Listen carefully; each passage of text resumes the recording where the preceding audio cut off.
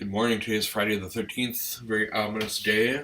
Um, I was reflecting, I've been reading through a book, probably since I got it back in December, November, I can't recall. But it's an interview with Peter Seewald. He's a German journalist, a little alliteration there. And he's done interviews with, at one point, Cardinal Ratzinger, and then also now, at the time, Pope Benedict XVI, and now Pope Emeritus Benedict XVI. And one of the things that I've enjoyed about these styles of interviews, is very frank.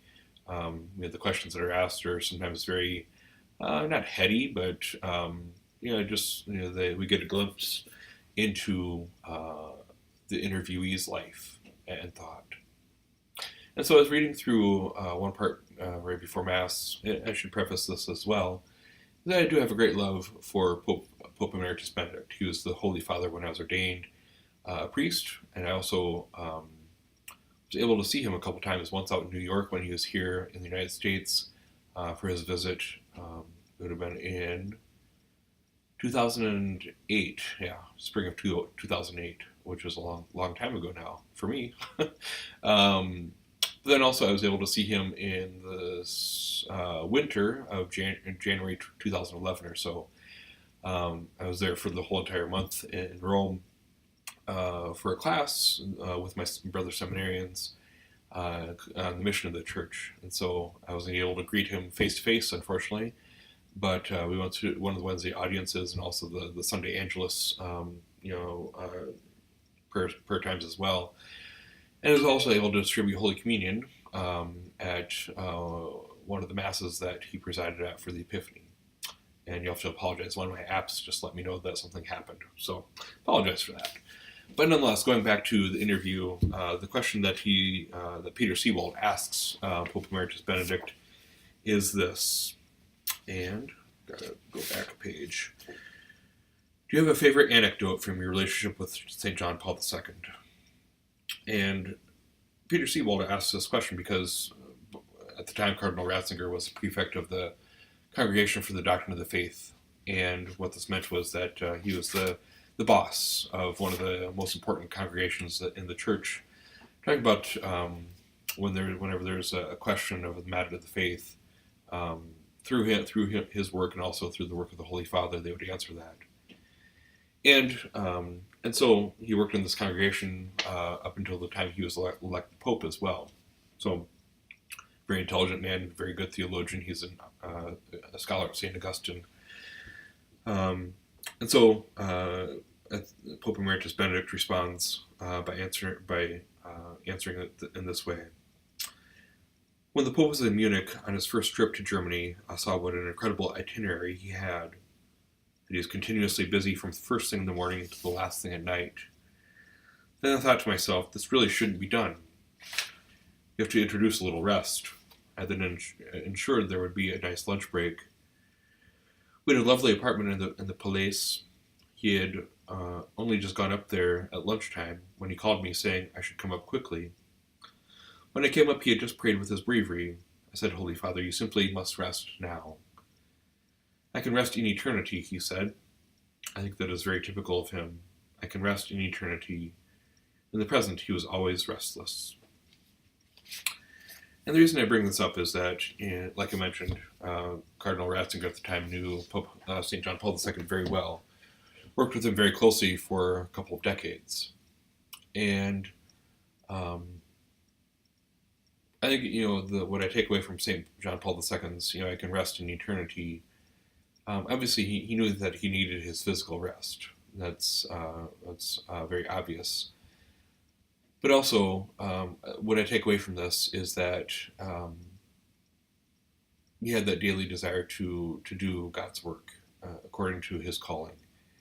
And obviously, he had a very high calling in the fact that he was the Holy Father for close to 25 years or even more than that.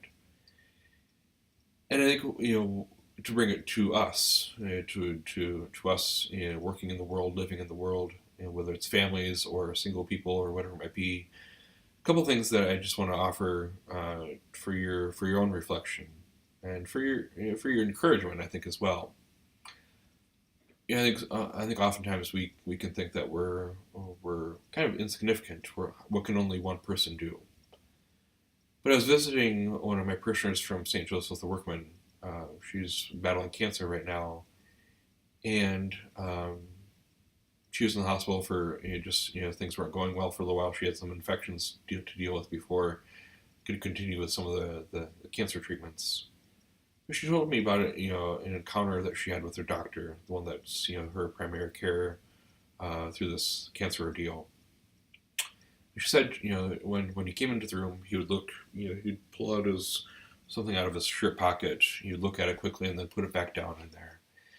And a lot of times I have a pen or my cell phone is in there as well. And so, but what he was doing was looking at a picture of Jesus.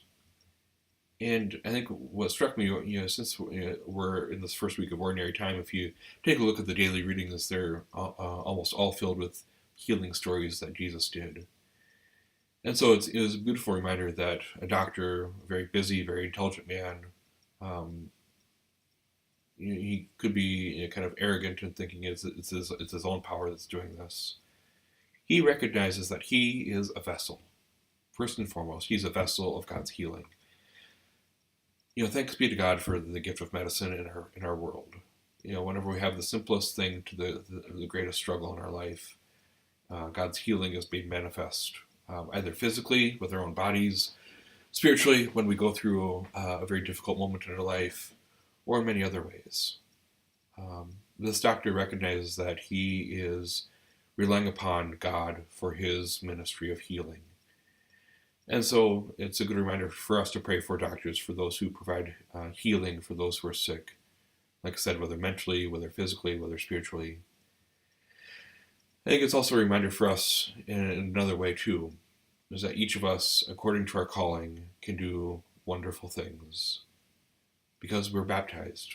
We share in that baptismal priesthood, which all Catholics have. And it means that we can pray for one another. We can pray with one another. We can be witnesses in our work. And sometimes it's difficult, depending on the culture that we live in and work in, can be difficult. But look at the gifts of the Spirit as well. I was just going over these with our confirmation students and Garrett's, and to think about being a peaceful person, being a joyful person, being a faithful person. As we try and live out those fruits of the Spirit, we recognize that they're there. We just have to tap into them. So be sure of my prayers for you in reflecting on this. And hopefully we can live out St. John Paul II's, those words, I can rest in eternity. What are we doing right now in this day and age? What are we doing right now in this hour, in this day, in this week, to try and do God's will? Ask for that courage. Ask to know what God wants us to do. It has to begin there. Then hopefully we can respond with courage and with that desire, like I said before, to always try and be thinking of what God asks of us to do.